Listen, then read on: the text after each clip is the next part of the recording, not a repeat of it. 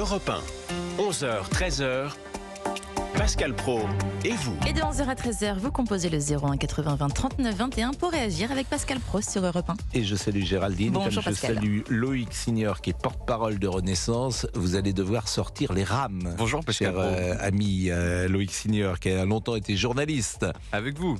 Bien sûr. Et puis finalement, ce métier ne devait pas tellement vous intéresser puisque vous êtes devenu porte-parole de Renaissance.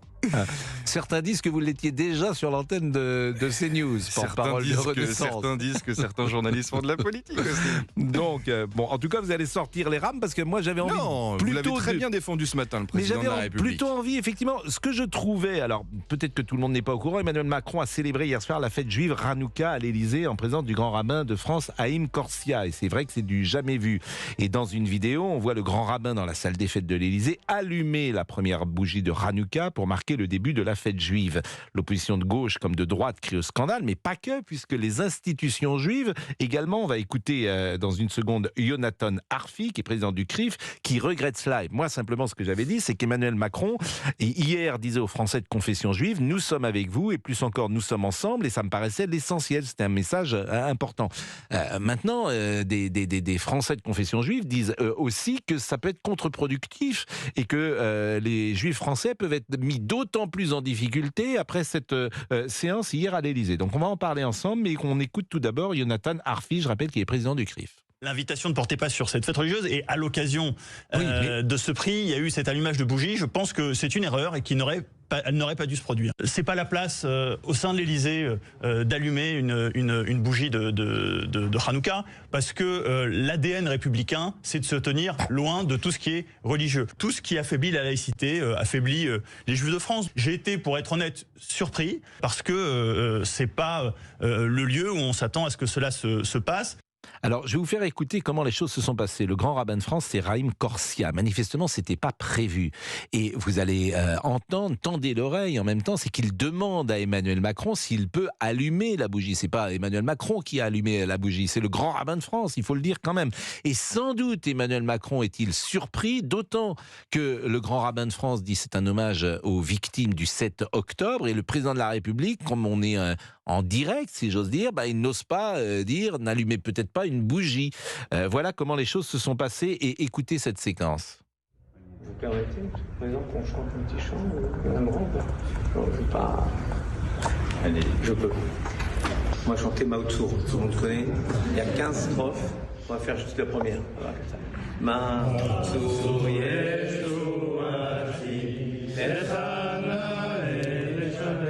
Donc c'est intéressant d'écouter cette séquence parce que est-ce que Emmanuel Macron est piégé? Mais à ce moment-là, c'est vrai que ses services quand même pourraient lui dire ce qui va se passer. Faut expliquer aux uns et aux autres comment se passe ce type de célébration ou de cérémonie. Il était quelle heure hier, Loïc Signor? En début de soirée. Bon, il est 18h, 19h. Le président descend de son bureau toujours au dernier moment. C'est comme une remise de Légion d'honneur, etc. Il vient au dernier moment. En fait, tout est organisé et tout le monde l'attend. Exactement. Bon. Pourquoi cette célébration, cette cérémonie hier? Il faudra poser la question du pourquoi, du comment. Mais, d'abord, il reçoit un prix. Il reçoit un prix pour son combat contre l'antisémitisme. Le président de la République par des rabbins européens. C'est un prix qui avait été remis à Angela Merkel, au roi Felipe d'Espagne, ces dernières années. Et c'est donc dans ce contexte que Haïm Korsia, qu'on vient d'entendre, a décidé d'allumer cette bougie. C'est pas l'Élysée qui a organisé une célébration religieuse pour le début de Hanouka. Mais là où je vous rejoins, Pascal, c'est que au regard du contexte, au regard de ce qui se passe encore aujourd'hui en Israël avec ses otages, il est important, nécessaire d'apporter des mots forts et un soutien considérable à la communauté juive. Et à travers ce qui s'est passé hier à l'Élysée, le président de la République a voulu aussi marquer le coup, mais il n'a pas été question d'organiser une cérémonie religieuse. C'était une remise de prix pour le combat que mène Emmanuel Macron et que mène la France d'ailleurs contre l'antisémitisme. Il se trouve que nous, on est assez sévère sur la politique du président Macron, bien évidemment, mais il se trouve que là, tout le monde le condamne unanimement, à droite comme à gauche, et même les représentants des institutions juives. Alors, on va marquer une pause, la première de cette émission. Je vais saluer notre petite équipe. Vous nous écoutez entre 11h et 13h? J'essaye dès que je peux, notamment dans les voitures. Dans les voitures, parce que vous avez plusieurs voitures. Dans les voitures, il peut. Ah oui, y avoir des quand taxis. maintenant, quand on n'est plus journaliste, on a des voitures. Mais c'est pas toujours sa voiture. Dans les voitures, dans le cortège Quand vous êtes... des Non, il n'y a voitures. pas de cortège quand vous allez en déplacement, Pascal. Bon, vous êtes Voir les porte-parole. militants. Vous êtes porte-parole. Dans une voiture. Vous êtes porte-parole de Renaissance. Dans ces cas-là, qui vous paye d'ailleurs ? C'est le mouvement Renaissance C'est le qui parti, paye. exactement. Vous Je êtes suis salarié du salarié- parti. Ah, vous êtes un exactement. salarié du parti Renaissance. Nous, on est salariés du parti d'Europe 1. Et donc, on salue notre ami Fabrice Lafitte qui est là.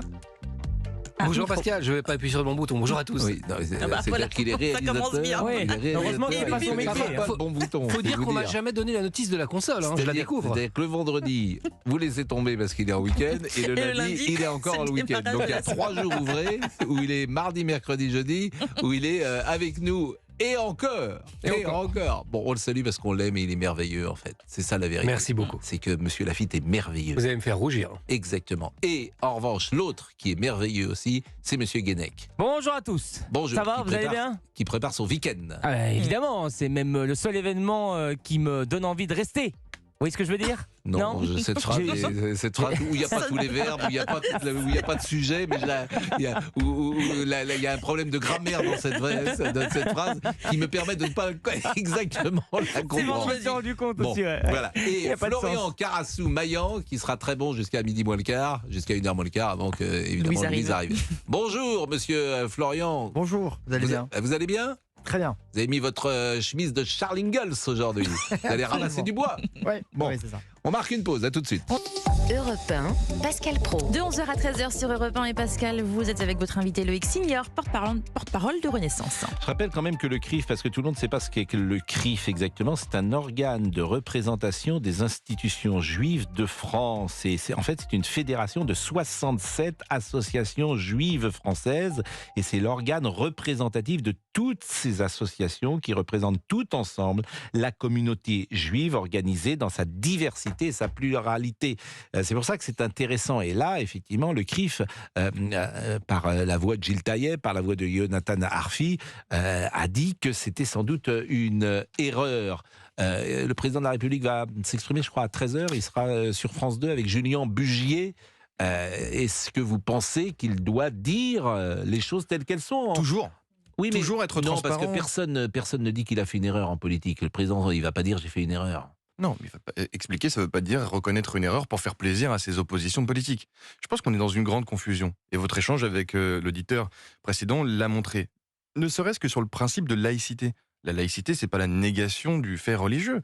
C'est la séparation de la décision et de la gestion entre l'État et le religieux. C'est ça la laïcité.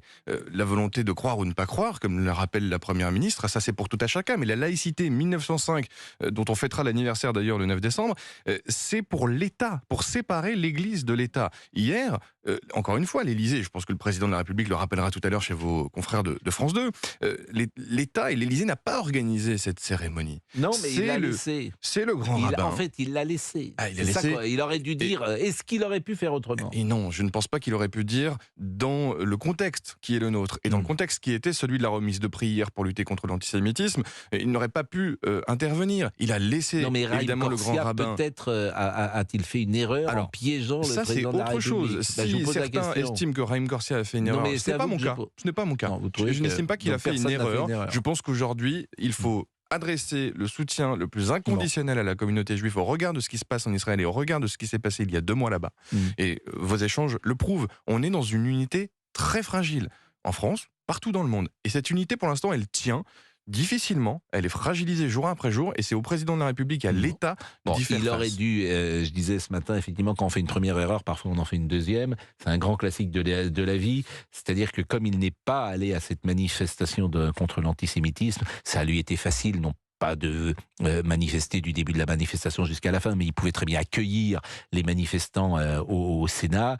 Et là, c'est la faute originelle. Et comme il a fait cette faute, hier, il veut peut-être se rattraper et tu fais une deuxième erreur. C'est un très grand classique de la vie. Alors, on est avec un auditeur qui s'appelle Paul. Bonjour Paul, et vous allez peut-être pouvoir échanger avec Monsieur Signor. Vous nous appelez d'où, Paul?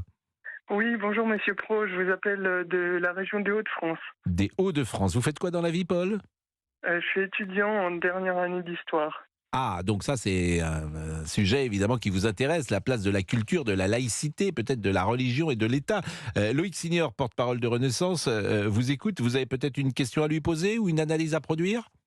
Alors, je peux me permettre de partager mon avis.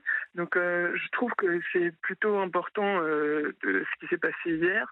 Et pour ma part, je trouve ça un petit peu triste de faire un débat autour de cette célébration, parce que la communauté juive, je pense qu'en ce moment, elle souffre de pas mal de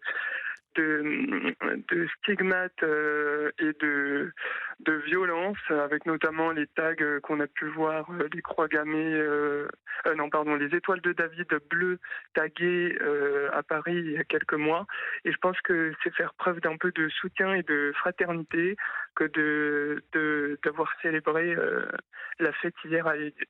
Mais vous êtes de confession juive vous-même, Paul, ou vous êtes proche peut-être par les sentiments ? Je suis proche de la communauté juive. Je ne suis pas de confession juive, je suis d'une autre religion. Mais oui, forcément, quand on extermine pendant la Seconde Guerre mondiale la communauté juive, moi j'y suis très sensible. Et j'entends ce que vous dites, et c'est vrai que c'est aujourd'hui une communauté qui est menacée, qui est tourmentée, qui est inquiète, et Emmanuel Macron a voulu adresser hier un signal fort aux Juifs français. D'ailleurs, je vous propose peut-être d'écouter Gérald Darmanin, puisque je vous disais que les grandes voix de l'exécutif vont réagir aujourd'hui. On a entendu Elisabeth Borne. Écoutons Gérald Darmanin, ministre de l'Intérieur, c'était ce matin sur France Info. La laïcité, c'est pas la négation des religions. La laïcité, c'est au contraire que toutes les religions puissent exister et cohabiter sans que l'État n'en choisisse aucune. Le président de la République, il a parlé à l'enterrement religieux de Gérard Collomb. J'ai accompagné de multiples fois le président de la République dans des mosquées, dans des synagogues, dans des églises, dans des temples. La laïcité, c'est pas cachez-moi cette religion que je veux pas voir. D'abord, il n'y a pas eu de cérémonie religieuse. Le président de la République a reçu un prix contre l'antisémitisme. Il est 11h28, on marque une pause et on va se conclure ce sujet avec Loïc Signor dans une seconde après la pause. À tout de suite. Europe 1. Pascal Praud et vous. Et avec votre invité Pascal, Loïc Signor, porte-parole de Renaissance. Est-ce que vous connaissez notre ami Olivier Guénec? Alors c'est la première fois que je le rencontre, mais je l'entends et je le suis sur les réseaux sociaux. Si vous êtes porte-parole de Renaissance, il est un peu porte-parole de notre émission. Oui, Ah bah si. porte-parole, non, c'est peut-être trop grand pour moi, non? Vous Trop ne pensez grand. pas? Oui. Oh, ne vous faites pas si grand, vous n'êtes pas si petit. Oh, c'est une belle phrase. C'est de vous, ça aussi? Ou c'est Non. pas l'inverse? Ne te fais pas si petit.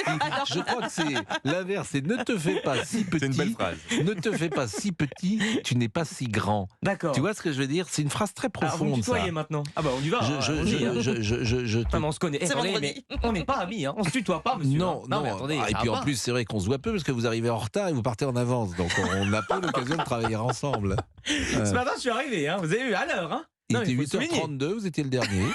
Nous, on était là depuis 6h du matin, en train de Vous pouvez travailler. conclure avec Loïc Signor, j'écris juste 2 petits messages, si vous me le permettez. Ah, je Oui. pensais que vous vouliez intervenir. Ah bah oui, pour Maintenant, vous me donnez regardez. des ordres. Non, Donc, je mais non, pas conclus du tout. avec Pas du Loïc tout, je me Signor. dépêche. Bon, Loïc Signor, est-ce que ça va... Moi, je pense que ça ne laissera pas forcément de traces, parce qu'un buzz chasse l'autre. Aujourd'hui, ça ne me paraît pas primordial. Simplement, il y a quand même un argument que j'ai entendu, et c'est peut-être celui auquel j'étais le plus sensible, c'est est-ce que ça peut être contre-productif pour la communauté juive et qui peut être montrée du doigt davantage. J'ai entendu cela, et notamment de certaines paroles juives françaises aujourd'hui. Et on regarde ce qui vient d'être dit par l'auditeur, effectivement, on peut le craindre. Et c'est encore une fois ce que je regrette, la grande confusion et la raison de l'absence d'Emmanuel Macron à cette marche. Elle était aussi pour éviter ce genre de récupération, d'instrumentalisation, d'esprit chagrin qui allait reprocher au président de la République de marcher pour Netanyahou. Alors que ce n'était pas du tout le cas, mais certains commençaient déjà à interpréter la potentielle venue du président de la République. Donc oui, c'est à craindre, et c'est pour cela qu'il faut sans cesse répéter les mots, ce que vous avez dit, qualifier l'horreur sur ce qui s'est passé le 7 octobre et être aux côtés de la communauté juive, respecter le principe de laïcité dans la séparation de l'Église et de l'État, de la décision, et toujours expliquer en transparence, essayer de convaincre, pour éviter l'embrasement, éviter que certains s'opposent sur des sujets où on doit plutôt se rassembler. Même si tout le monde condamne, et c'est rare, cette unanimité, ça va te dire de David Lisnard, comment peut-on refuser de participer à une marche civique contre l'antisémitisme au motif incongru et fallacieux de la sauvegarde de l'unité nationale et célébrer une fête religieuse au sein du palais présidentiel. C'est Adrien Quatennens qui a dit ce soir le palais de l'Élysée est devenu un lieu de culte. C'est Caroline Delga, Caroline Fourest qui dit même scandaleux, irresponsable, dit-elle. C'est vraiment une condamnation unanime. Voilà ce qu'on pouvait dire ce matin à 11h34 sur ce sujet.